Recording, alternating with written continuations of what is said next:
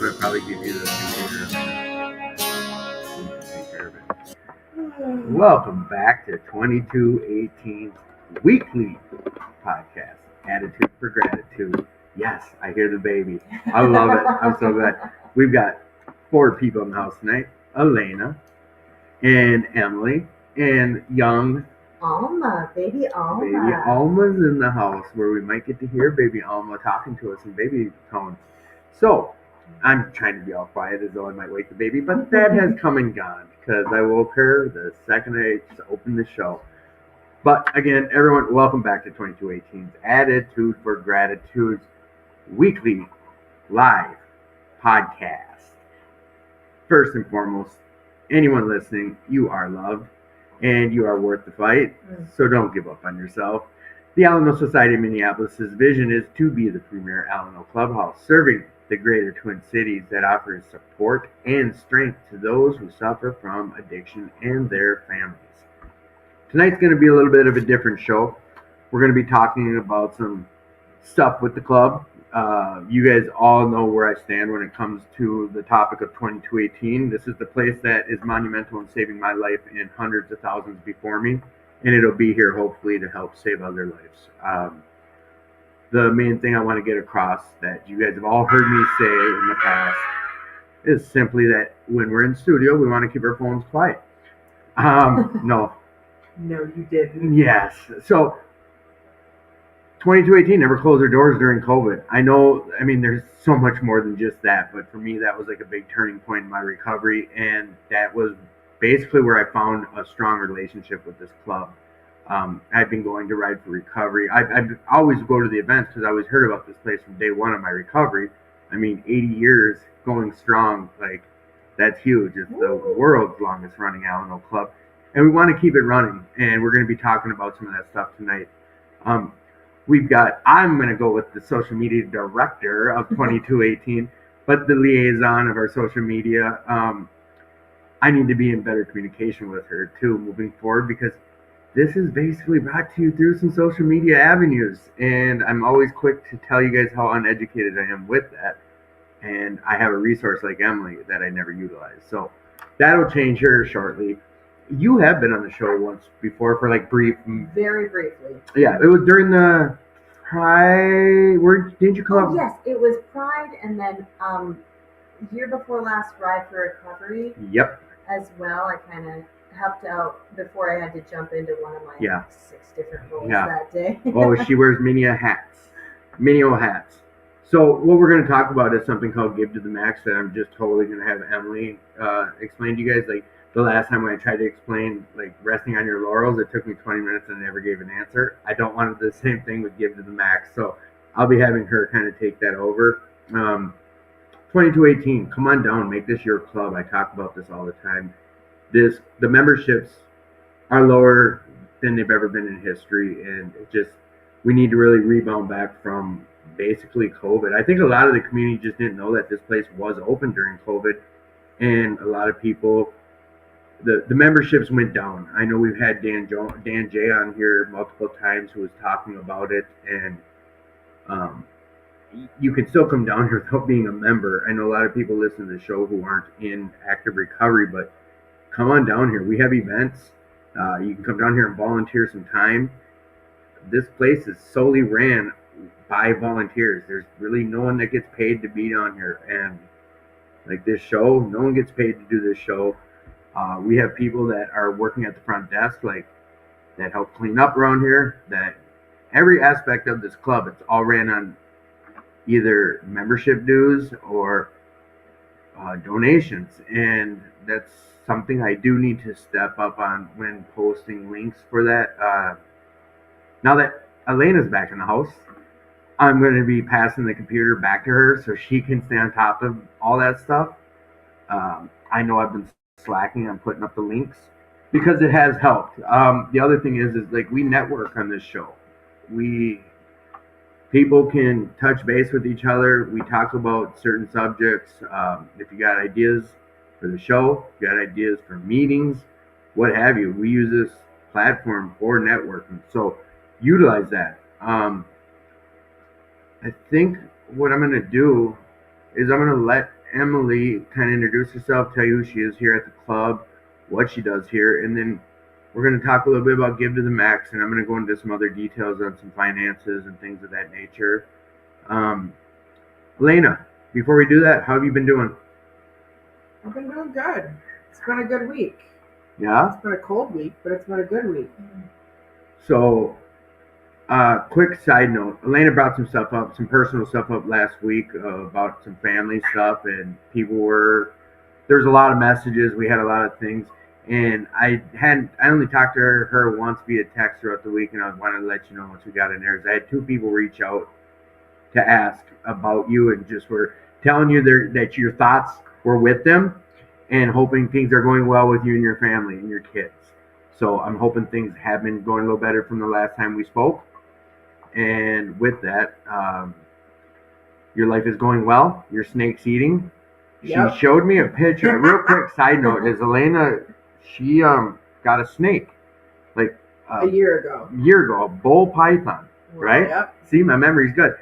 And feeding snakes sucks. Yes, and scary. So she showed me a picture of this snake with a little white mouse, and she's like, "That's its food." And I'm like, "Well, they're hugged up." She's like, "Yeah, they became friends." So she has to feed. You know what? Tell the story. I couldn't get her to eat for like 2 months, so I went to the pet store, and he said that I have to feed her live. I can't feed her frozen, so I cried a little bit in my head, and I bought a mouse, and I named him Fred on the way home. And he hung out for about 4 days, and I started feeding him food. I started feeding him cat food because that's what I got. And they would cuddle, they would sleep together, they would everything. And this morning I woke up in my snake shed, and the mouse was gone. But she's got pictures of them like curled up together like they're buddies.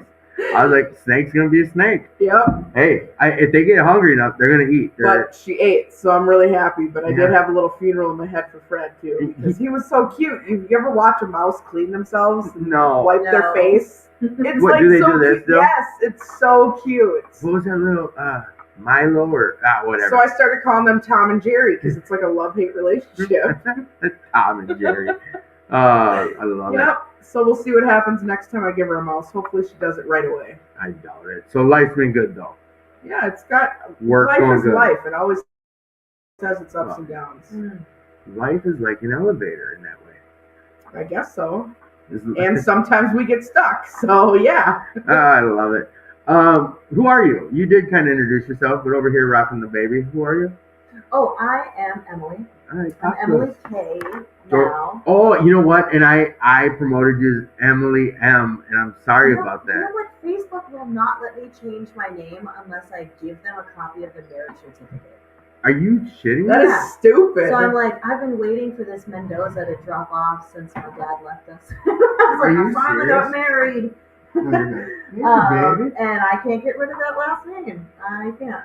I will forever be known as Emily Mendoza, but that's okay. I've never. So Facebook said, send us a copy of your marriage certificate? Yes. And I was like, that sounds like another government conspiracy over here. I don't know what you're going to do with that. Whatever. I'll just go with it. So I put in my little description, my new last name. But that's also to keep the Facebook page you have. Because you can always just open a new one and have a different name. But But I've got a lot of industry friends. I'm in the service industry. Right. And, they probably, I want people to find me. It's my ego. And we don't feed our egos in recovery. But honestly, like, that is what you do. That we told you what the title is of Emily here at the club is social media. Yeah. So to have to switch that would be like starting all over. Right. That's crazy. I never heard them saying they want a marriage certificate. That's wild. They got really weird over the last couple years. But I get it. People, they're like, I identify as this name. Oh, yeah. Like, we need to verify with the government. I get it. All the meta stuff. I don't get it. You need more money. Exactly. You know what? You mentioned something about coming on, or not, basically bringing a topic up. And anyone who listens knows, like, I don't sit and beg people for money for the club. I let the people know, like, this club's not cheap to run. It's all on donations, and anyone who knows about, let's just say, like, renting, like living or paying for themselves, it's not cheap. And to imagine just waiting for someone to give you money to live, like, that's where we're at here at the club. It's just purely donations, or when we have events. And I know, you know what? I was gonna ask you about some personal stuff that we'll No, talk go about, but let's talk about this first, and we'll talk about you, and then go back to some more of this. But what is Give to the Max? Give to the Max Day is Minnesota's giving holiday, and it is Minnesota. Minnesota, Okay. the whole state of Minnesota. So we actually got a lot of competition because a lot of people out there, they like their vets, or they support their kids' school, or America Heart Foundation, or Okay. the Walk for this. There's also other recovery services. The Betty Ford Hazelden Okay. Foundation. A lot of people give to some of those bigger names, and so it is one day a year, the giving holiday for local nonprofits, and we are a nonprofit. A lot Right. of people are like, AA shouldn't be asking for outside But contributions. this is but we not are a. an Alano This Club. is an Alano Club. Yes. Exactly. Hence So- a podcast about recovery. Mhm. Hey, shorty. We have every single right to utilize our resources within the community, and one of my positions here is to kind of be proactive with getting that out into the community, that we are a local nonprofit. We are run by donations and people's time. We Yeah. understand that time is money. It's not just donations or squad rents that keep this place going. It's the time that people put into, that they dedicate. Time like you and Elena do every single week as well.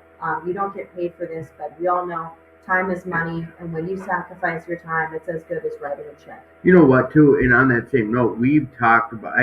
I was in a rut. Like, honestly, I this is sad. I made sure, like, I was like, we're going up 2 flights of steps. I will carry your baby. Let me carry your baby up to the room. I'm a gentleman. I get up here. I'm so out of breath. Like, maybe it's time to quit smoking. But I got in here to start the show, and I was all out of breath. So, like, I didn't open the show like I typically do. But I do talk about that quite extensively at the beginning. Is if you can't donate, like, please come on down and volunteer some time. As Emily's saying, like, we all know our time is worth something. And like a story about that is, there's a guy named Bob S. who's been on the show multiple times. He's not an old timer; he's a long timer. But like he took on a job for the club, and he remodeled the bathroom, the women's bathroom. And I asked him, I'm like, what'd you charge? Like 15, 20,000? And let's just say it was like less than 10% of that. He's like, no, I just basically covered costs, gas to get here. And I'm like, at the time, I'm like, why? You know that's a $20,000 job all day. He's like, this place saved my life. You can't put a price on what my life is worth. Yeah. So, like, that mentality of some of these people who come here with substantial time, that break it down to me that way, it makes so much more sense. Like, you can't put a price on what my life is worth to me when it comes to a place like this that has saved my life. So when we talk about, if you can't donate some finances, come on down, and if you're able to, donate some time. Like, we've got a big property where, some yard work or the front desk, Yep. or helping put on events. So being a nonprofit here at 2218, we are now under that umbrella of what gets taken in at Give to the Max. Do you know how they decide how to divvy up them funds to different entities?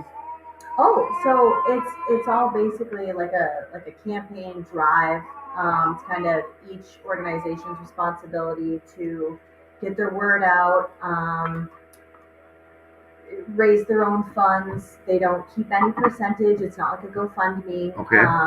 GiveMN.org, they give all of the funds. But what's really unique and wonderful and special, and why I try and take advantage of this for 2015, is Give to the Max Day has. Sorry. You're fine. No, we love it. That's a gift of recovery. Hey, that's a gift of recovery, correct? Yes. Yeah, 100%. Yeah. GiveMN.org has bonus grants and bonus gifts for every single donation that comes in to your organization. You basically have your name thrown in this drawing to win $1,000 grants.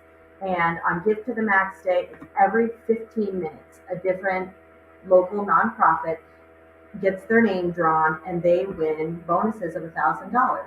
So really, Give to the Max Day is not about how much people give. It's Okay. not about the dollar amount that people give in their community. Sometimes people may think in their mind, oh, I could only give $5. It's not even worth it.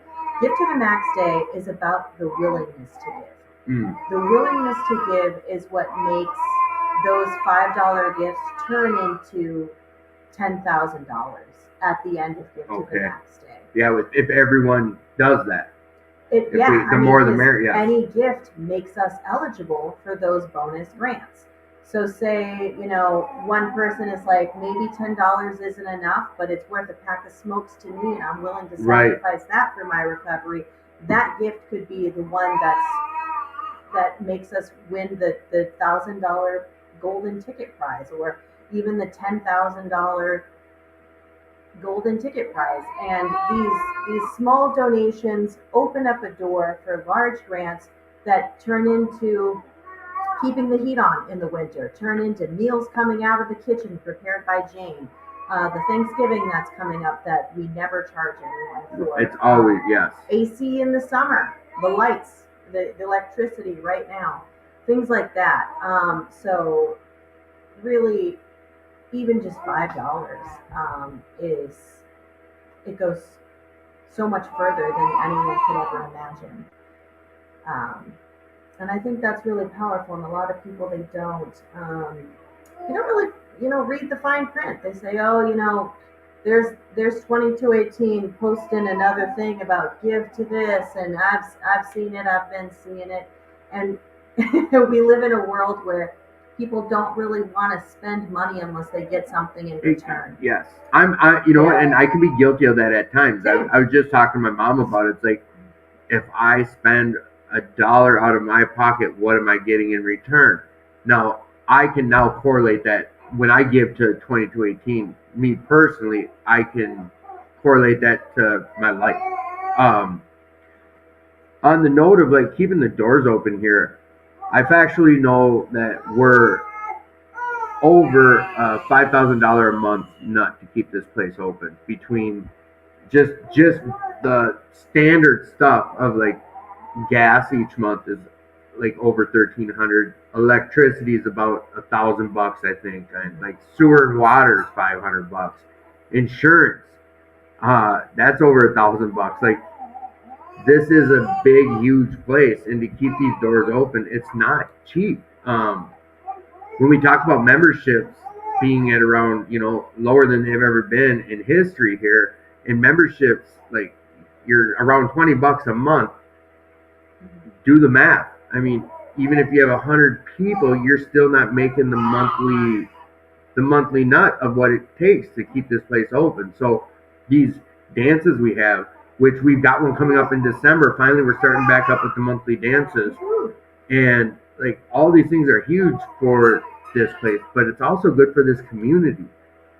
There's so many things that this place does on those different fronts. I have a question about the Give to the Max, the way it is. So I put the link up here. It's givemn.org/story/sobrietymn. Yes. Now you can go to that. Now, when you do, is there a way, is it through that link it'll show that it came in for 2218, or is there a way of, it doesn't matter, you just donate? Or how do they know it came from someone who wanted to support 2218, or is there a way?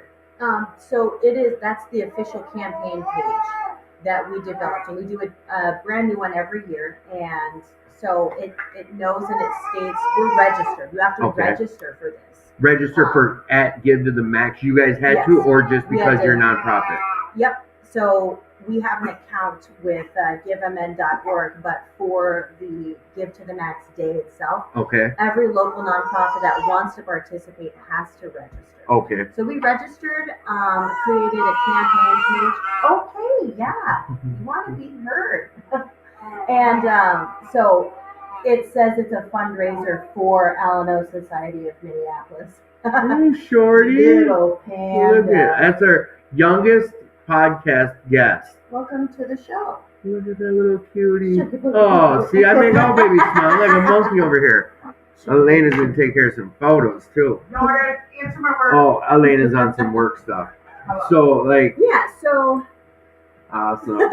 awesome. We're doing pictures too.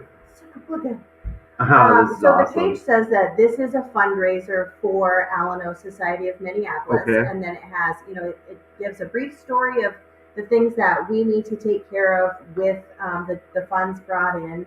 Siding, doors, our pillars got Metro Mobility like drove into one of the brick pillars Yep. entering the parking lot, and that created $5,000 worth of Yep. damage to the Mhm. brickwork. And this is now a registered historical site Yeah. for the state of Minnesota. We're part of the Historical Yeah. Society, which took a really, I know really that was long it was a time. monumental deal. It happened while we were Yeah. doing our show when Cheryl told us. Like we made a big deal about it because it is a big deal. It Like is.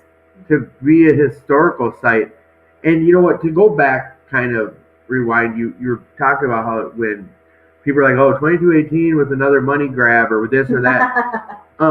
Honestly, like I to correlate that into play, it's everything that we do here when it's a ride for recovery or the PC birthday or the club's birthday or a dance, whatever we do here, it's like 90% of the time it's the participants who show up that get the benefit out of it. Mhm. It's not the club.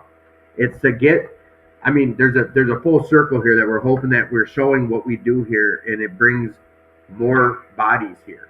It's for the people. It's Yes. for the community. It's for that addict alcoholic that still suffers. Yep. And God, it sucks to suffer from this sickness. It Yep. really does. And the hardest thing is sitting in our shoes where we've been doing this for a little bit to know there's a solution. Mhm. We know there's an answer. There is a cure. There's a cure to this sickness, this illness, this disease that is out there. And I know, like, to the Halloween weekend, we had young people's.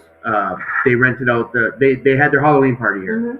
and to me it was like heartwarming. I heard like I don't know, there's like 100 plus kids here having young people in recovery, and it was like a last minute thing on Friday night while we're having the show. There were so many of them, and they opened up the majority of the mansion, or I shouldn't call it the mansion, to the club here, and they're walking through, and I was listening to a lot, and they're like, "Oh wow, I never even knew this place was here," to like open up their eyes to show them like this is another avenue for recovery. And we've got young people's meetings that happen here. Young people, NA, we got all sorts of fellowships, CMA, AA, NA, we got all the A's, the different fellowships here. But that only happens with these different. I have quotes of like money grabs or call it what you will. I've never had that feeling about the different events that go on here. I'm on that other side where I'm like, sweet, another event, because it's always a blast. The fellowship of all the different people that show up, and Vic out there cooking, or Jane contribute, like you running around. Before I came in here, I was having dinner with Jess and my mom, and I was like, yeah, I got Emily coming on the show tonight. And I was like, I don't know if you guys ever met her. And my mom, she remembered, she's like, was Emily the one that was pregnant? Yeah. Yeah, when she saw you last, I think it was, The blip. I don't know if it was the Ride for Recovery. Yes. That's where I Yeah. met them. Yeah, she was like, yeah, she was a balloon. She was just about to pop. And I gained 70 pounds. how heavy was your baby? 8. 8, oh, 70. That's The about rest were cheese curds. little healthy girl. Oh, I got Yes, pictures. yes, I'll somehow yes. figure out how to post some, but I know I'll do it on my personal page. But Sure, yeah. So how long have you been part of Give to the Max that we've been able to do this? Has it only been 2 years or 3. 3? Okay. Yep. How has it fared in the past for us? So, to be honest with you, the very first one that we did, I wasn't a part of, because Okay. I think I was Re- brand new to sobriety, and Okay. I hadn't even started. You weren't on the board yet? Nope, I Okay. wasn't serving at the club. I think the first one I was maybe like 3 months sober, didn't know anything about it. But the second one that we did was called Give at Home MN, and it was during the pandemic. Oh, huh. Give at Home. That's a good one. Give at Home MN, and that one was so successful, in my opinion. We raised almost $2,200 from everyone at home. And that was my first time That's making huge. a campaign. It was a lot. $2,200 in a single day. Yes. In And a no, you know single what? day. Like, if we could do that a few days a month would be awesome. And you guys just heard me tell you the numbers for this club. Like, we're upwards of $10,000 a month to keep the doors open. Right. I know there was not a discrepancy. I mean, I know the club's thinking or trying to maybe move forward on getting a Founders Day back. 2218 started Founders Day. It started out of 2218. And just because of the events, because of finances being where they're at, I know that, some things have changed with how we're able to participate with Founders Day, and things are in motion to maybe have something like that be brought back to the club here. But it's finances. It's about finances that happen, and that we're trying to make every strive that we can to be part of all these events. But like to get something at Gopher State or to be, that all takes money. And this show wasn't geared up to be, please give, please give, please give. No, it's to be informative, to let people know. And $2,200 in a day is amazing. Yeah. Like, super amazing. And that was 2020. I believe it was May 2020 where everyone was still locked up at home, and I think. oh yeah, that was just 3 months in. Yeah. So everyone was real scared then. Yeah, they were scared. They wanted something to believe in, and 2218 was that. Recovery was that. For some people, the fear of the pandemic made them go out. They're like, "Hey, I'm going out, doing what I want to do." But a lot of people hung on to their sobriety and hung on for dear life throughout the pandemic, and I was one of them. And I Well, I watched you guys. A lot of you guys fought. You guys gave a lot of your life during those times for this club. Some aren't here now, but there's some monumental things that happened during the times of nowhere to go for recovery in person. There just wasn't. I mean, and certain people were dying. People died during them times. Like, the serious nature of this, that I don't know. I have it so reworded now in my head, but I used to just be like, this place will forever hold like, I have a debt. I feel like there's a debt that I can never repay for them having their doors open during COVID, because no one else was open. Yeah. I mean, everyone's heard, wow, Zoom didn't do it for me, whatever. No. It was an outlet. It was something. I'm not going to knock it. What I'm going to say is it helped some people, and that's awesome. Unfortunately, I've heard enough. I was talking to someone at New Hope Alamo just on Thursday. Yeah, last night. It's Friday. Wow, days are long. And it was a real old guy. Right? I hope he's not listening. He was an older gentleman, and he said that, like, because a lot of the clubs are struggling. Since COVID, a lot of people just never came back, because either they went back out to drink, or they realized, well, shit, I can figure it out without going to meetings. Yep. And some thought they had to. On the other hand, like, and I don't like when people say, well, I'm the type of alcoholic, or I'm the type of junkie. That I was the type. I had meetings. When I got into recovery, meetings and my sponsor, that's what kept me clean and sober. So I didn't know another way. And I was scared shitless to try not doing what worked. So I didn't. Once I heard 2218 was open, like, there was only, like, Krebs is the reason I even knew about it. Yeah. And he's in beast mode when it comes to, there's a meeting you can go to in person. And that's the only reason I knew about that. I mean, there was meetings born out of COVID here at the club that are still going strong every night of the week. Like, that's what I think is really important for people listening, or that will listen. Understand that. Without any of that going on, without people like the Matts or the Emilys or Tads or Cheryl's, the people that have been part of this when higher entities wanted to close these doors, or uninformed people were trying to say the doors have to be closed, they weren't. And we didn't have stories of, how many people got sick and people died from this X, Y, or Z because you guys had meetings? No one. That never happened. No, none. There was threats of it, like if you guys keep your door, it never happened. It just didn't happen. People tried. Yeah, People really tried to shut us down. We had saying threats, that, didn't we? We did. Yeah. Saying they were gonna kind of sick the health department Yes. on us, and I believe it was actually the police department thanked us. They had our back on that. They Yeah. thanked the board for deciding to keep the doors open because we were keeping some people out of the gutter because Yeah. we were an option. You know, like I truly think that if our doors had shut, more people would have gone back out. Oh, Using 100%. Yeah. That's a guarantee. When I heard that about the cops, I kind of got from who got reached out to on that. It's a no-brainer. You had people. This was a place that had their doors open for. I have to be careful how I say it. Alcoholics and addicts that were struggling. That if they didn't have this place to go to, they were gonna go cause these cops. They were gonna do damage to the community. right. One way or another. Not purposely, but I know when I was out there using, I wasn't caring about my surroundings. Mhm. I didn't care what I did to the neighborhood. Mhm. And shit, I hope the cops don't catch me. But that's the mentality of when we're out there running and gunning, and when they see the direct effect. And this is the law that's thanking us for having our doors open.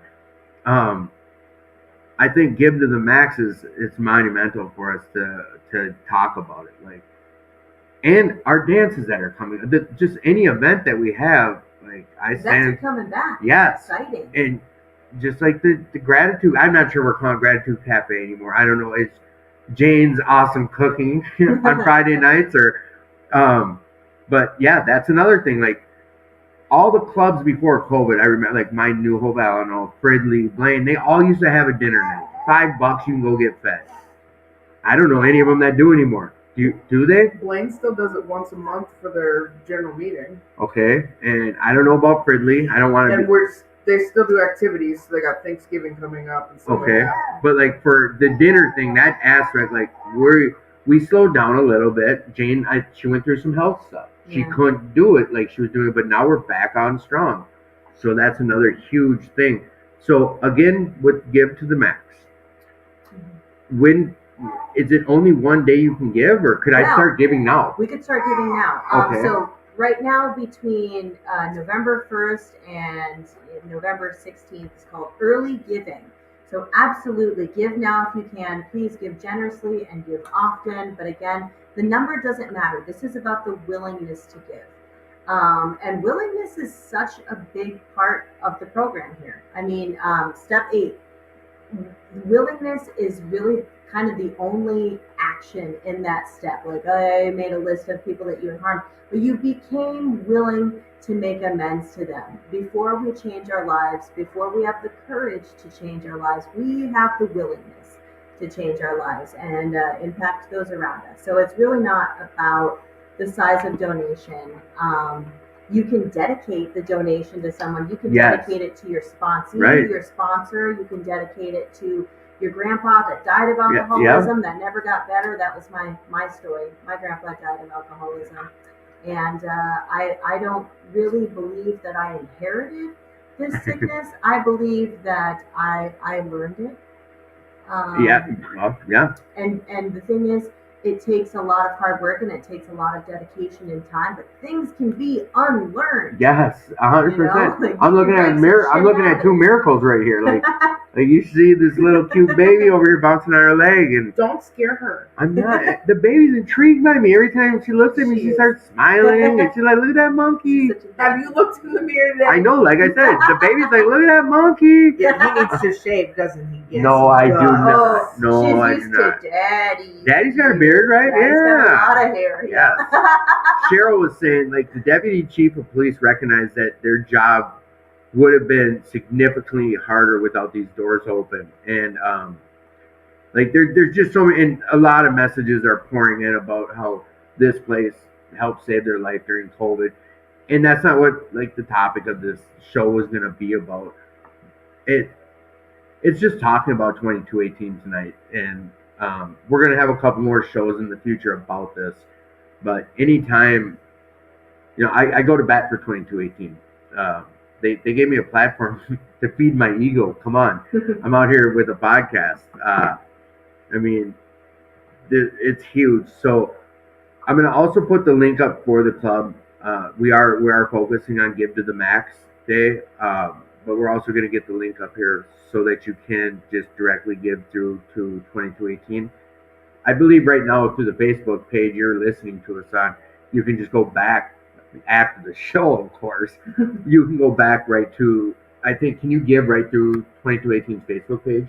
No, Is but there there are okay. URLs that'll either lead you to our website Okay. that has a donation button, or there's URLs in a couple different places on our Facebook for the Give to the Max Day campaign. And Okay. really giving through that one is what opens the door for those larger grants. Okay. So, and that's just like a lottery system. That the way you were explaining that. Explain. I like for people like me who are knuckleheads, and I know some people weren't listening earlier. Explain that again. How that works. Real quick. It's super easy. 2218.org. That's it. 2218alano.org. Sorry. Yep. 2218alano.org. And Cheryl, thank you. She's posting the links up here too. Oh, awesome. So the way this works is, if I heard it right, I go on. You just explain it again. If you're okay with that. So the Bush Foundation has donated a ton of money, and it's The Bush Foundation? The Bush Foundation. Like President Bush, that Bush, or Uh, do we know? Oh, it doesn't matter. It doesn't really matter. It doesn't matter. So okay, it's the Bush Foundation. Yes, the It's Bush free money. Foundation. Yes. Okay. And they do this every Give to the Max Day. This is the 14th Give to the Max Day, started Awesome. by GiveMN, and it's really just to support local nonprofits. So every single gift is like a raffle drawing into these bonus grants. They call them golden tickets, but it's basically like a raffle. And every single event here, we do a raffle prize. So your $5 gift, your $10 gift, every single gift is a raffle ticket into these like daily drawings for $1,000. Okay.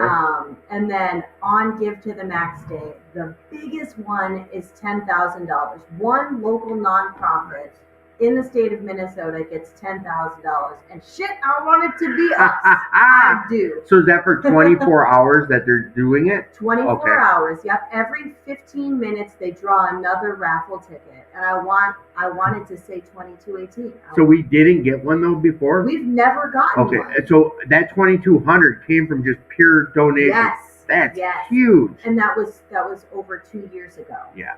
And unfortunately, each time I do these Give to the Max Day campaigns, our success is it's diminishing little by little. Last year, we raised only $400. Now I am grateful for that $400. Oh yes, of course. That's still amazing. That's still miraculous.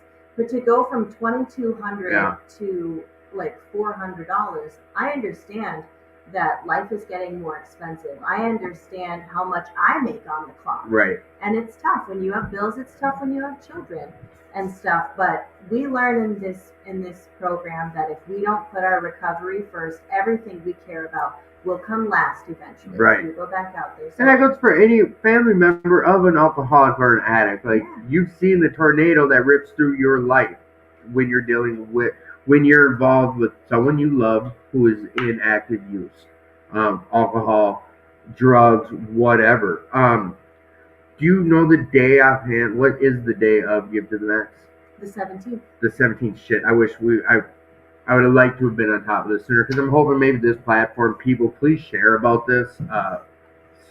Copy these links, put them on your Facebook page, or just text it out to your whoever in your messenger. Please share this. I don't really ask much of any of our listeners. I just don't, because I'm too busy just jabberjawing. You cackle away over there. But the truth of the matter is that the club needs the help.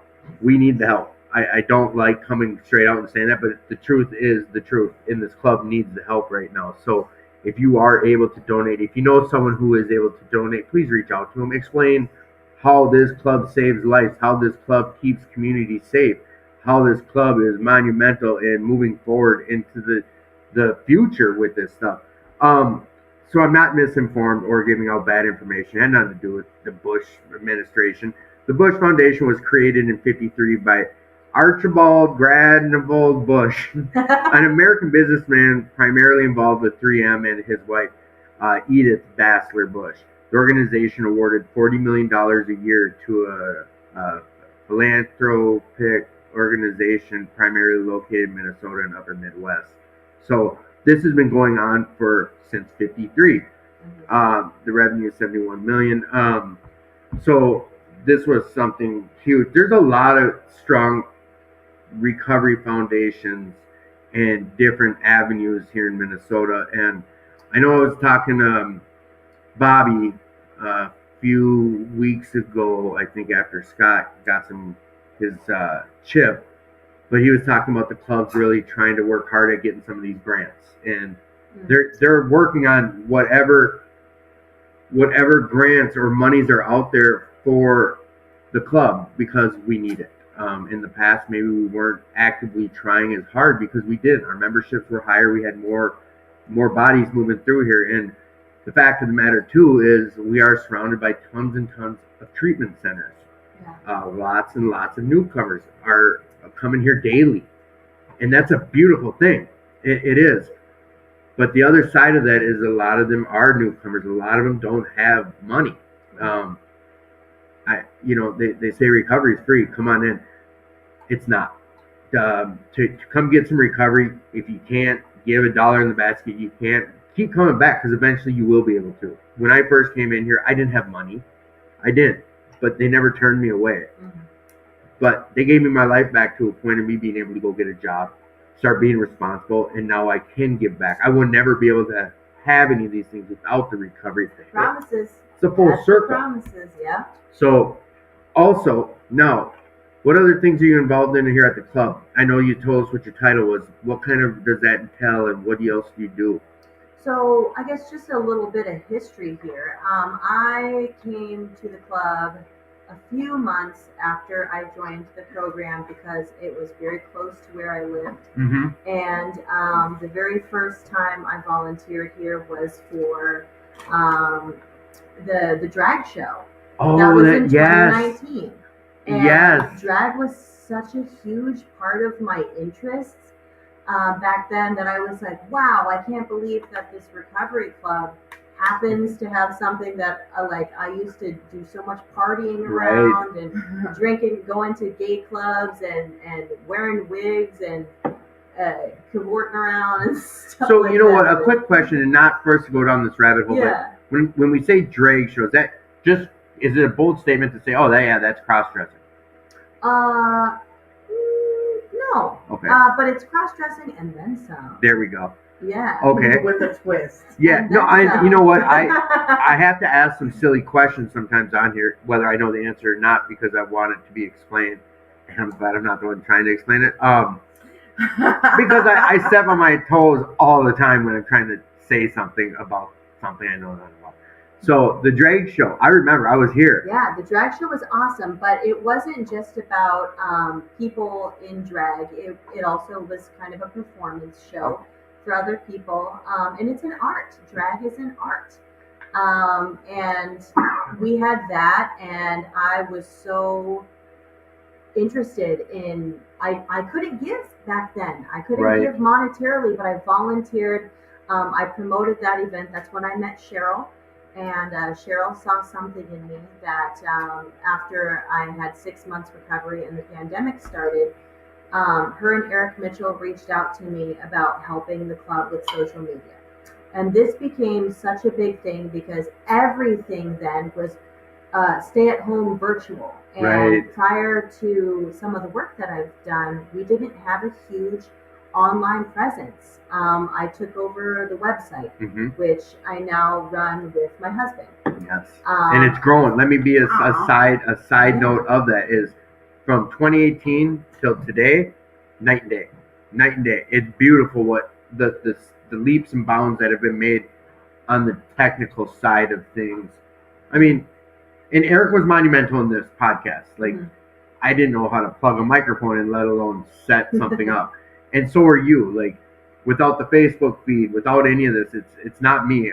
There was a point in time someone told me, Tim, you're just a talent, which was awesome to hear because I'd come in and start plugging things in, and they'd be like, "What are you doing, dude? You're just a talent." So then moving forward, when someone would be like, "Tim, would you do that?" I'm like, "Hey, whoa, I'm just a talent." Tech is nothing without the talent, though. But talent is nothing without the tech, Yes. because I can't do this without that. So you came in, and Cheryl, I not took a chance on you, but saw something in you and gave you, I don't want to say it that way, but gave you some responsibilities.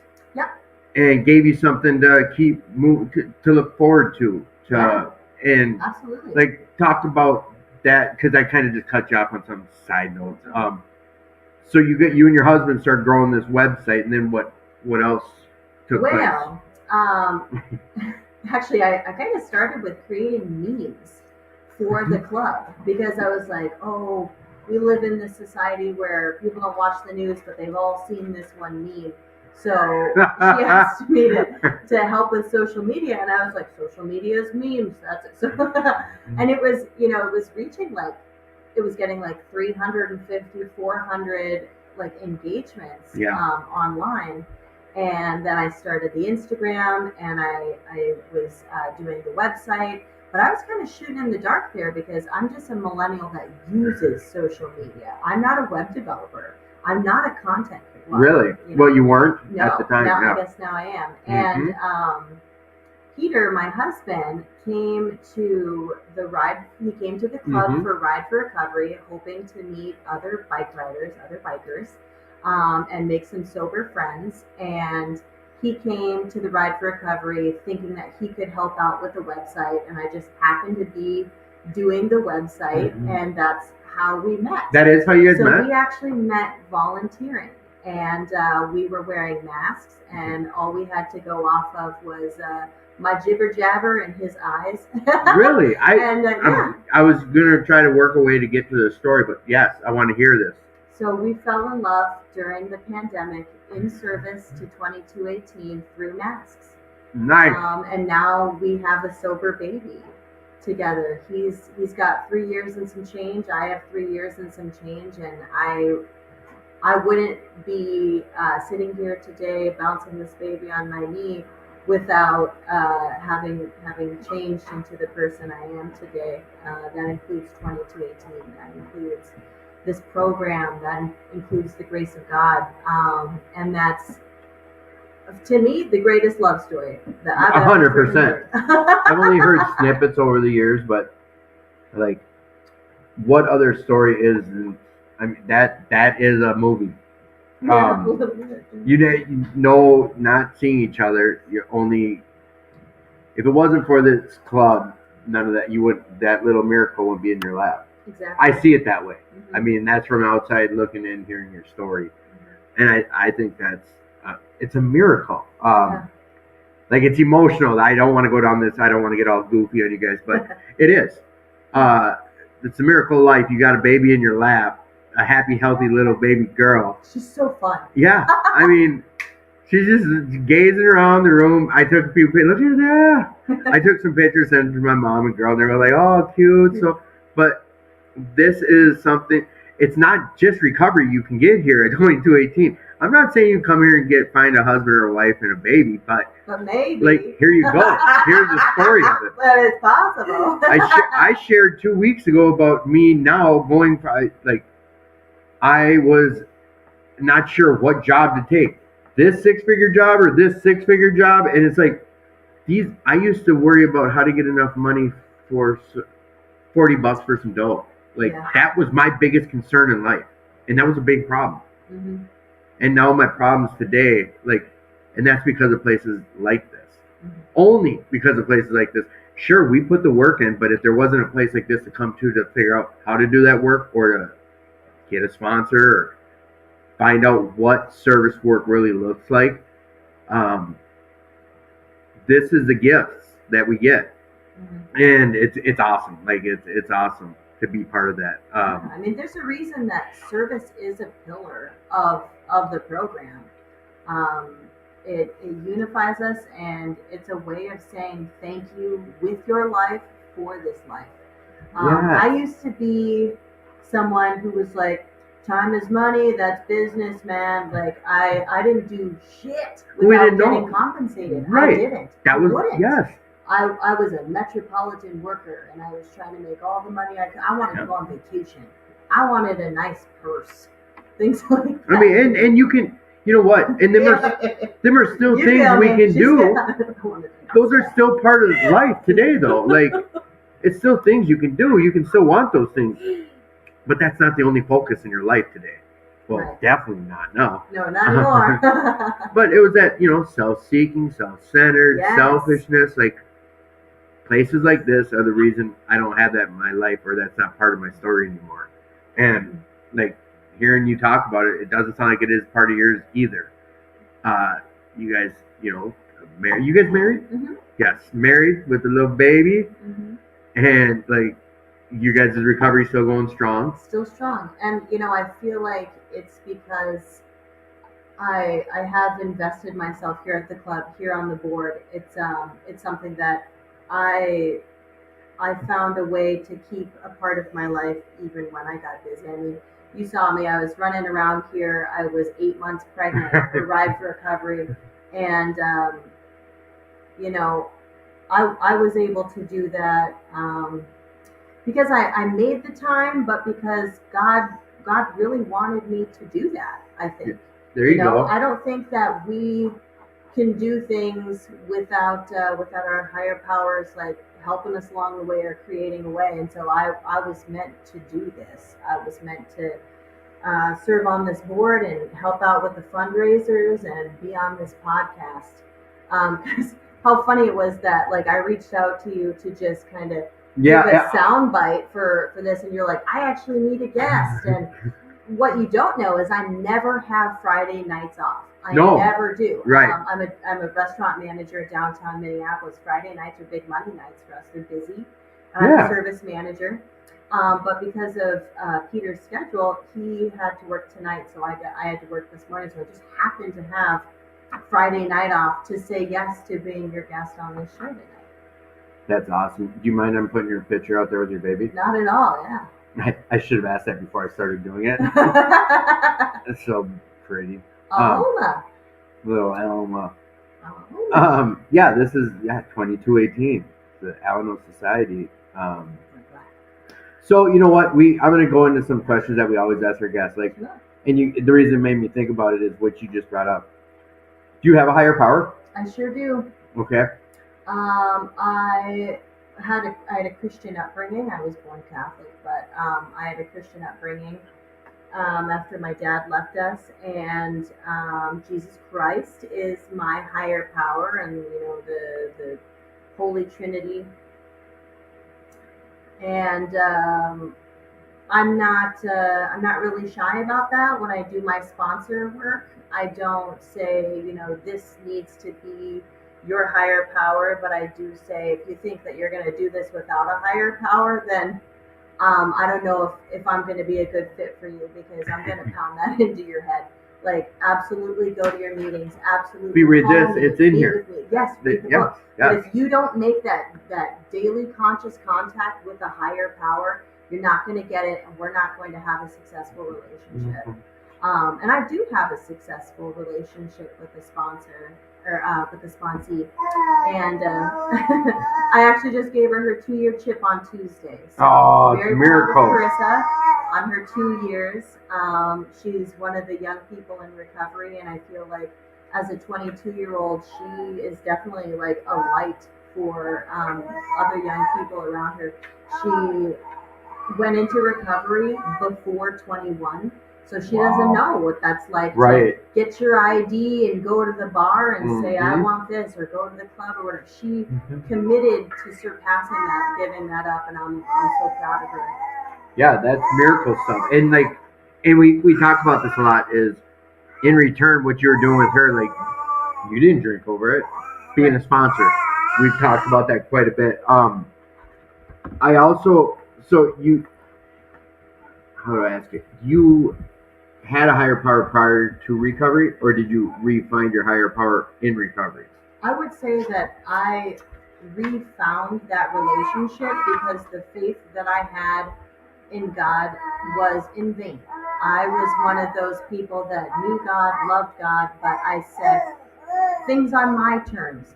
I'll Right. do this if you save my ass from that. And then when things got good, I ran away and I forgot about God. But then, oh, I'm in a pickle. I'm about to lose my job. I bartered with God. Yeah. Please, please let me keep my job, and I swear I'll only Yeah. drink not on the clock. Not this time. Yeah. Yeah, exactly. And I had to lose a bunch of stuff that was really important in my life before I actually heard God loud and clear on the very first day that I was sober and hungover and crying in my kitchen. And God said, Emily, if you keep drinking, you will keep losing. What is the next thing you want to lose? And that's my sober day. That was it. That was it. I listened. I gave it up. Hey, little one. I love it. It's Jewish, she thought, yeah. Such a gabbler. I know you were saying that she does a lot of little baby talking. Oh man, she's gonna. No, babble. she's actually talking. You just don't understand her. I know. I always know they're having serious conversations. She is. Yeah. Just don't know how to form them words She's yet. over me all the time. I'll be reading my devotional, and she's talking to. I'll be praying. She's talking over me. Quite as important was the discovery that spiritual principles would solve all my problems. Yeah. It says it right in this Guide of Life book that my life has basically been based off of the last few years. Like, there's some promises going on in there, but it's saying this is the answer to all my problems. Spirituality. There you go. Now, she did just share about, the Holy Trinity. She shared about kind of, it may have sounded like a religion situation, but this program, anyone listening, understand that's her view on it. Doesn't have to be yours. We've had multiple guests talk about come in here, have your own experience. You don't have to have her experience. You don't have to have Elena's or mine. The key thing is have an experience. Have an experience. Yes. Be willing. Be willing. To believe Yes, in she something should. Yes. greater than yourself. Yes. That's it. Whatever it is. Yeah. Like I said, at the beginning, it worked for me to save my mom. But then someone knocked that right out of the ballpark for me. But whatever the case is, like, just have an experience. Come do it. Be willing, like she's saying. Its service is like the key to this place. I think it's a lot of that. And sponsorship is that. It's as easy as showing up to a meeting. That's service work. So another question was early recovery for you. Mhm. What were some of the biggest hiccups to overcome? Oh, okay. Back then, I was a cocktail waitress, and I used to love bourbon.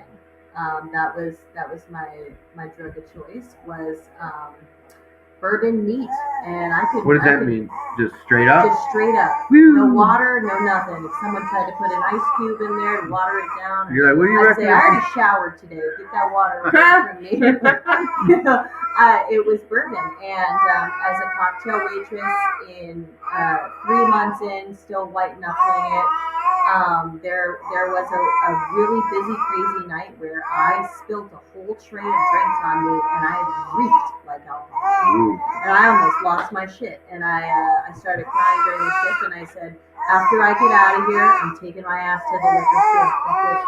3 months, I'll give it up. I can start over. And by God's grace, I got kept so late that night at work that Make the liquor liquor store. stores closed, the bar closed. I went to sleep sober, and the next day was a new day. Your mind was So we made up started. when you were just so frustrated, like your mind is made up. I'm going to drink tonight. Exactly. And God was like, nope, you're going to finish your shift and go to bed. So being in the industry you're in, doing what you're doing was the big It was hiccup. hard. It was really hard, yes. And I'm a restaurant manager now. I do help bartend sometimes. I'm completely desensitized to it. Yeah, Can you She's hear talking to her toy. If I know, anybody I'm wants watching to know. there right at it. She's actually Yeah. having a conversation with her toy. She's talking to me. my dog would love that toy. Look at the big smile. I thought when my mom gave this to her, I was like, "You're giving her a dog toy? No, this is for babies, and she loves it." When you tap her dog, she's the biggest smile ever. Yeah, look at that. Loves it. Yeah. So Are you? I was just about to say, are you white? What? No. Are you? What is your? Are you native? no, I'm Filipino. I'm sorry. Should I ask? Are you okay with No, me that's asking? okay. You're No, it's Filipino. fine. Is Mhm. what is your husband? He's Russian, so Russian. I'm half Filipino and half white. My mom is from Kentucky and my dad is from the Philippines, and they met in the Navy. Oh, And Peter Army is brat. yes, Navy. Yep. Navy brat. Navy brat, for Navy sure. brat. Okay. And Peter came over in the 90s to escape the violence and the terrible government of Russia. His family came over. From Russia. From Russia. Okay. So he was born in Russia. He speaks Russian. He speaks Russian to her. Oh, привет. Yes. Fabula. Привет. Omechka. Fabula. Dojika. Okay. Yeah. I only know the two terms. I worked for Russians for like a year, so and they said some other things that I don't want to teach your baby. The reason I ask is your daughter's so beautiful. I couldn't tell. Like, how do you ask? Like, what's your daughter? Without getting slapped. She's Russian and Filipino. Little cutie. But what's funny is depending on which parent she's around, she'll look like the other. So a lot of times, like I'll be sitting with her when he's at work, and I'll be like, "Gosh, you just look just like your daddy." And then he'll send me pictures when I'm at work, and I'm like, "Yeah, she looks like me."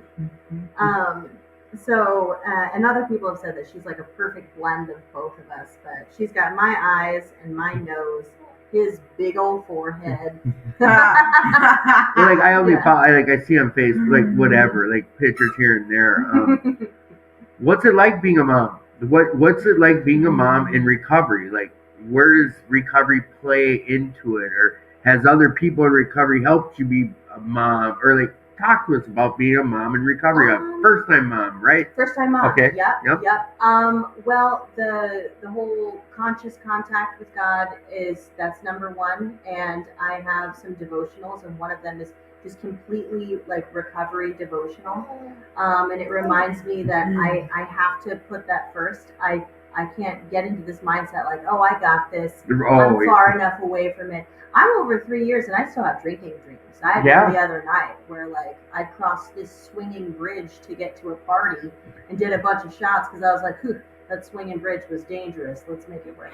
What a weird dream, right? And look how vivid and remember it. Exactly. I still have those 3.5 years later. Well, 5 years later, I still have using dreams. I don't know why, and it's like they don't go away. You know what? Someone a long timer guy, some guy with lots of years under his belt. It's like, how long did you get high for? I was like, well, like 20 years. What do you think it's going to go away in 5 then? Right. It made sense. Like, how long did you drink for? You know what I mean? Like, I get it if you explain it to me that way or something. Because I'm over here getting pissed at myself. I didn't think about it until like a day later, but I got high in a dream. And I'm like, and I was bummed out in the dream. Like, damn it, you relapse. Back at it.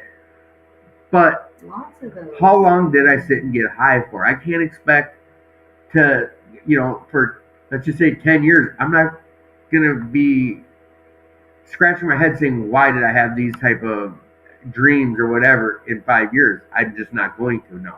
So being a mom in recovery, how is it with getting alone time? Like 4 meetings, just you and your husband. Talk to us about that. Yeah, I don't get a lot of alone time. I really don't. I think, I'm the last one to go to bed, and a lot of times I'm the first one up in the morning, and that's my alone time. That doesn't end. No. Don't I'm not going to sugarcoat it. I have 18-year-olds and 19-year-olds, and I still go to bed last and get up first. And you eat last. Yes. I used to have the time to sing in the shower. Now I shower with the lights off and the door open, and I'm like waiting to hear her cry. And I'm like, I just sudsed up my hair, but I'm like, I'm coming out. I hear her crying. Yeah, shit. I don't think my mom had a warm meal for the first 30 years of my life. She was being mom, Yeah. But I asked that because, like you said earlier in the show, like if my recovery doesn't come first, everything else comes last, including our kids, including our husbands or our wives. And I don't know it firsthand because I don't have all these relapses or what have you, but I've seen it. I've been around it. I've witnessed it, and I've heard people who have luckily came back and explained that, and have said it. in the horrors of our addiction, we do what's best for us, or selfishly, or whatever you want to call it. Yeah. So your husband knows really. You both are very respectful to each other's recovery, or is there meetings you can go to with your daughter? I know, like, I used to go to a meeting, there was childcare, but like, how does that play into your life today? Nope. No, I don't think it would be very considerate to go to meetings with Alma. I think it would be very disruptive. And I know that there was one time I really needed a meeting. I was on the edge. And I knew I didn't want to relapse because I didn't want to start over, but I wanted to kick someone's ass. I wanted to kick my own ass. I was yelling at everyone in traffic and stuff. I was just terrible. Yeah, my anger was horrible. And I came to a meeting and someone was being really disruptive and it made it worse.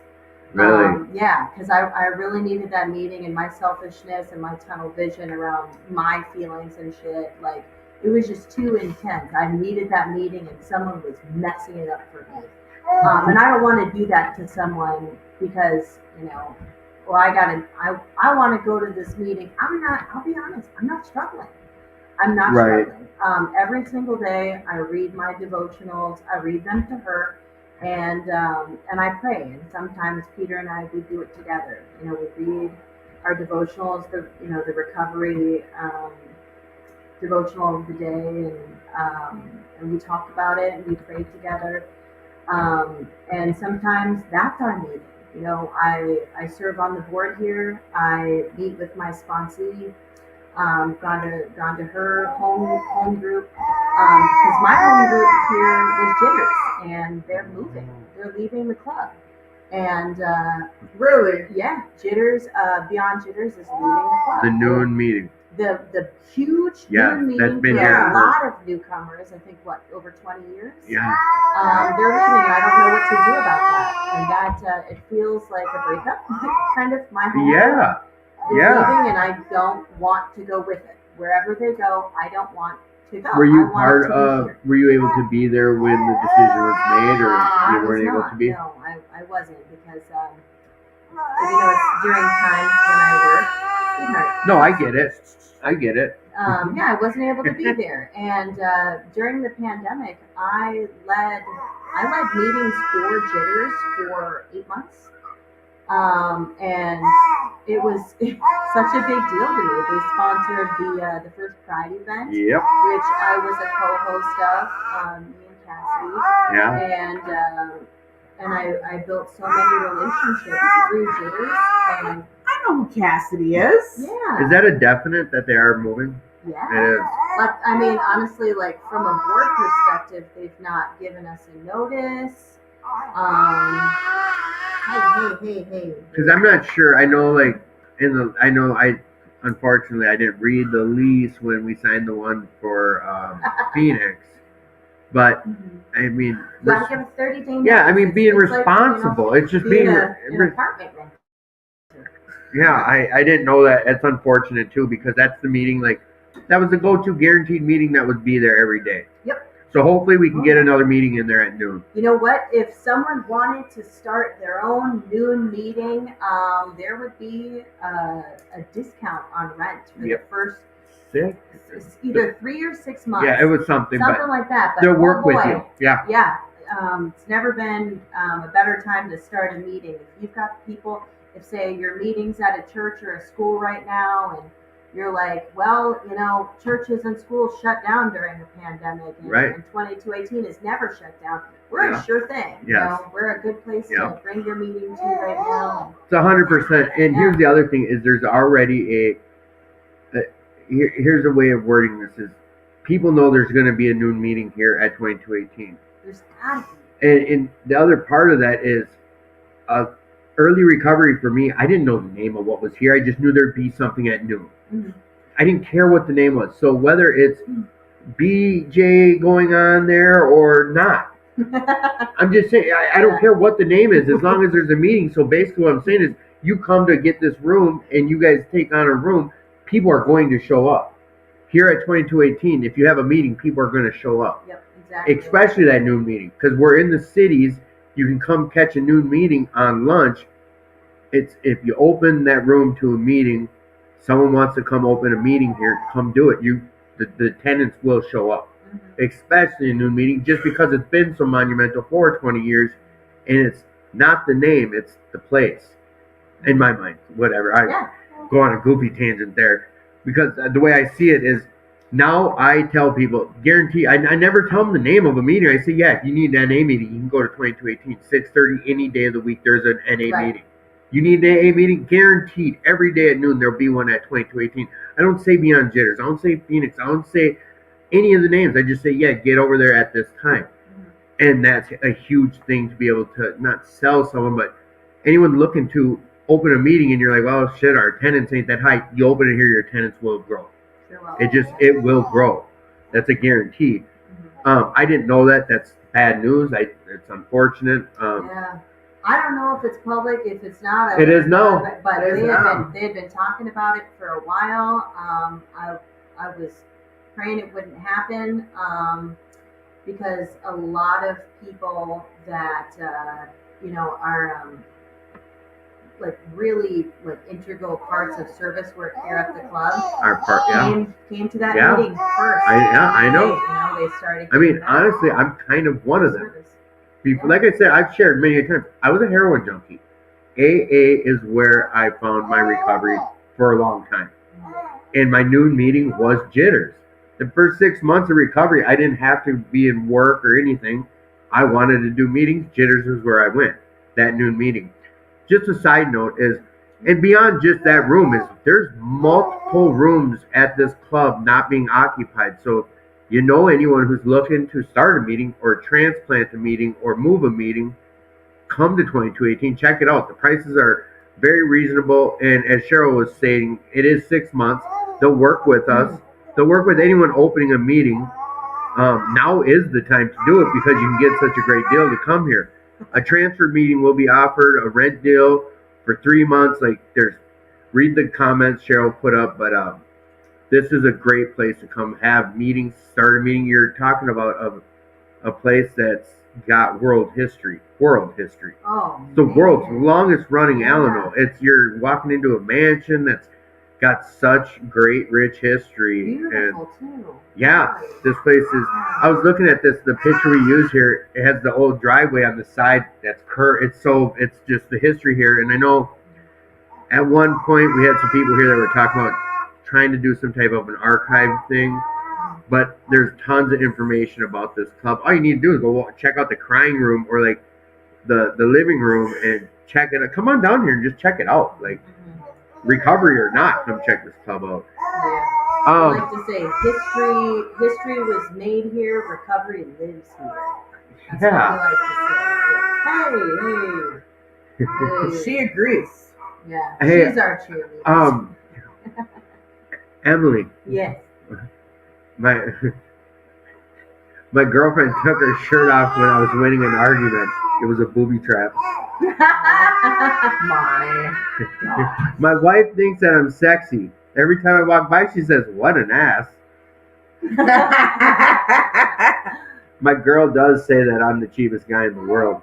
I'm not buying it. What? You're medical, Phil. You know what? No, I completely agree with that joke, and so would Jess, because they went on a motorcycle trip and they found a shirt that said George, and I've been calling Jess George since I met her, and he didn't want to buy it because it was too expensive. Wait, we're not. Are we?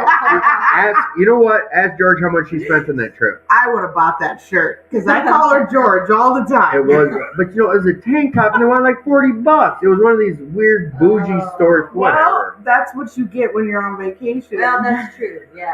My doctor told me I had the peekaboo virus. He sent me straight to the ICU. Oh my gosh, that was terrible. I'm reading a horror book in Braille. Something bad is going to happen. I can feel it. I like that one. That's my favorite so far. 2 weeks ago, I sent my hearing aid in for repair. I haven't heard anything since. Oh, that was a... That, you know what? That was a... Oh, it's not on. Okay. I wish someone would tell me what IDK means. But every time I ask, they're always like, I don't know. Oh my gosh, Tim. Okay. That's a grandpa. Yeah, What? these are beyond dad jokes. They're grandpa jokes. Ah, So that was the joke hour, guys. The joke hour. The top of the hour with jokes. So one more time, let's recap. Give to the max. Mhm. Let's recap Jane's Cafe. Let's recap dances starting in December again. Let's recap that. Is that the same one that I got a message for New Year's? Or is there another There's one? going to be a New Year's party Because here, they right? they I'm posted pretty something sure for New that Year's the today. Sober and fun thing Yes. for New Year's. Yeah, that's the one. The monthly dances. It's the same thing. Maybe you saw something about Sunday football here at the club too. That's a new activity during football season. You can get with Mark C about what's happening with that. Sundays for football, watching, give hamburgers. She doesn't or like something. it. Hockey's She better, doesn't right, like baby it. girl? Hockey. Yeah. She says, "What are these sports See, you mentioned?" she's happy now. I said hockey. Hey, Elena, how do you make waterbed? How do you make waterbed exercise? I don't know. You read it wrong. I read it wrong. How do you make a waterbed exciting? I don't know. Use spring water. Oh my gosh.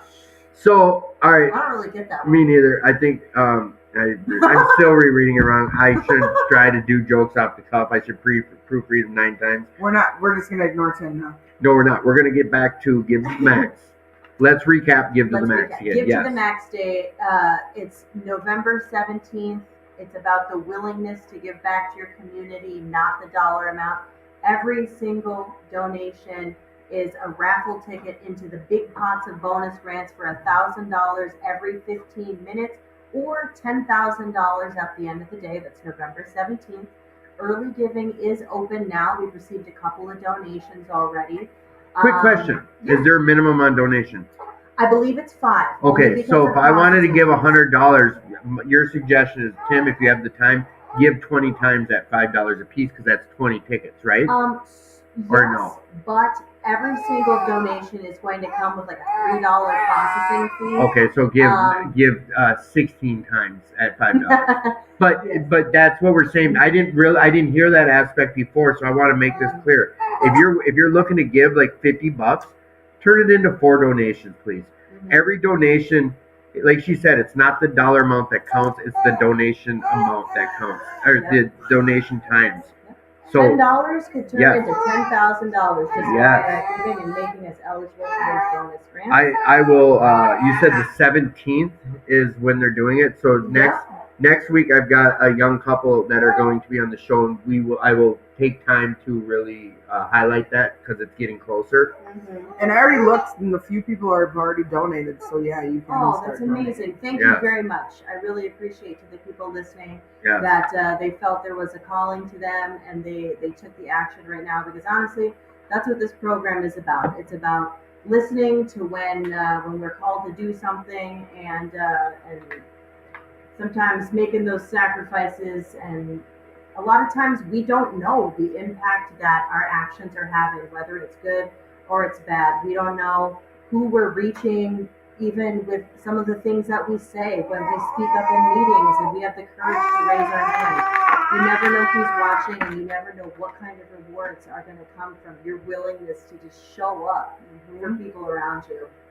You know, I want to talk about something real quick. Is all through my adult life, like I never really had credit cards. I never had those type of financial responsibilities where I was responsible. I get into recovery, and I open a credit card, $200, and then I also get a bank card, and I also have a Venmo MasterCard, and a few people like Carl Gallagher. We've had people pass on, and they've done fundraisers, and it was foreign to me to donate money. I have for will work, like quite a few times. Paul put something up, and here I've donated, but the feeling of it's not just the gratitude of being able to give, but like I had this sense of like responsibility, like wow, you're an adult. I gave some money somewhere, just using to you, like your mom who's had to deal with stuff your whole adult life. Like I don't know your story, but like I wasn't responsible even enough to donate money electronically. I don't know how else to say it, but it wasn't even a factor for me. So there's a lot that can come out of giving. Like she said, if you only got $5, give $5. If you're able to give it, you'll get more in return than $5. Yeah, if you're used to having like a coffee a day, when you go into work and you buy a coffee a day, just say, I'm going to donate this cup of coffee. If you're used to buying a pack of smokes a day, just say, I'm gonna donate a pack of smokes. If you're someone that gives to panhandlers on the side of the road, say, sorry, buddy, you got some nice looking shoes on there. This one's going to 2218. I don't know. I might do the same. I look at their shoes. I do too. Hey man, where'd you get those nice hiking boots? Like, I love it. maybe I do someone the threw same them out of thing. your car or whatever, but you look pretty young and able-bodied to me. Yes. I can work. You can work, my dude. Yeah. Hey, I get it. I don't mean to judge. No. Hey, You know, and like it's a I simple said- question. Hey, where'd you get those shoes? Yeah, you You know got what? some nice looking shoes. I'm that person that if you're standing out on the corner with your dog, I will go to the store and I'll buy something for your dog. It's the dog There's food. yes, like over by me up in Coon Rapids and Blaine area, there's always people with their dogs, and I've Yeah. given them boxes of dog treats. Like That's nice. there's, That's true. Well, because they shouldn't. be I'd eating rather them. feed your dog. Yeah. Like, yeah. I get it. Now you know what? I don't know where they came from. I don't know what someone's story is. I knew some friends, when I was in college and stuff, and there would be some kind of like gutter punk panhandlers, and the truth is, they were coming from the suburbs, families that were middle class families, and they were panhandling, making people think that they were either travelers or homeless or something, and that's how they made their money Mhm. and stuff. And I help out people when I feel called to and when I can. But I mean, like I said, this place has my heart. This place, it was kind of the corner, the turning of the corner for my recovery. I became super invested and committed to staying sober when I came here, and I don't know what it's like to relapse. I'm sorry, I don't. When I made it that commitment to turn my life over, I was serious and I never went back.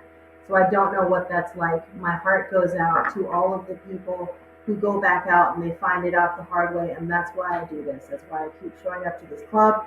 I'm a brand new mommy, and I still make time for work on the board of trustees. That's why I still raise my hand when they say who can sponsor out there, because if I only give of my time, that's what I can do. And that's solid. It is. And I'll do it. And I appreciate you for it. Like, let 2218's Attitude for Gratitude podcast thank you sincerely for the help that you've given us Ah, shit. at 11 o'clock at night or 10 o'clock at night when you're at work and I'm like, I can't get on to the podcast. I don't have the code for Facebook. They're sending you something. You stop what you're doing, you send it over. Is that who you're messaging? Yeah, Yeah. while she's at work trying to manage a bar or whatever, Yeah. or raise a child, I'm over here bugging her like, I need my podcast to work. And she takes care of I it. Like, got you, dude. 1 minute. yeah, and you take care of it. Between you and Cheryl, this show wouldn't have been kept going on. So I'm grateful to you, and I thank you, especially for all the service work you do here. And like, congratulations on being a mom, you and your husband, and your recovery. Like, this is awesome. So, last thing I want to ask you is, what are you grateful for in life today? My family. I have to say my family, and not just this baby and my husband, for my in-laws, for my renewed relationships with my family. I didn't have a good relationship with my sister. I didn't have a good relationship with my mom. I hated and resented my dad. Yeah. And I could say that I have peace with everyone. I don't hate a single person. I no longer hate myself. And family is the very first institution ever formed, before there was a church, before there were laws and government or whatever. There was the family. Before there was written language, there was the family. So They came in, her. yeah, exactly. To have been able to make a family, have in-laws, is probably the greatest gift and reward that being sober has given me. Awesome sauce. Thank you for coming up here. Thank you for making the trek, bringing Shorty Doo-Wop Thank up you for here. having us. I know it must not just be easy. Late night, coming up here. We're going to end the show a little early tonight because I want to make sure we'll walk these girls out. And Elena, What? what are you grateful for tonight? I'm grateful. I'm just grateful for life. Honestly, I'm grateful that I get to keep living this life no matter what obstacles happen, because tomorrow is always another day. It's always another day, and we have to remember that. Yeah, 100. Yeah, when it gets really bad sometimes, like really bad, I just say to myself over and over, this day will end eventually. It will. Yeah. This day will end eventually. It will always end. Mhm. Well, I like the ending of your other story about when you dumped all this bourbon on you or whatever, and like you woke up the next day like it's a new day. I'm starting over. I'm starting Yeah. over. I didn't want to go to sleep sober. My higher power totally intervened and gave me no choice. And then the next day, I started over. I heard someone say in recovery that at a meeting once, he would play a game on himself where he would say, I'll drink tomorrow. Yeah. And then the next day would start, and if he felt some sort of way, he'd be like, I'll get that drink tomorrow. And it took him like 5 years playing that game with himself. Well, that's that famous sign outside a bar down south: free beer tomorrow. Yeah, there's one of those around Oh here yeah, all over. Free beer tomorrow. too. Yeah. Mhm. So yeah, no, it's one of the things for this. Well, you know what, guys? I've said it time and time. Wait, what about you? What are you grateful for? Oh. today? Yeah. What? What a Your co-host! turn. Look at my new co-host over here, slamming it Oh, home. you were busy talking. Yeah, I'm Tim.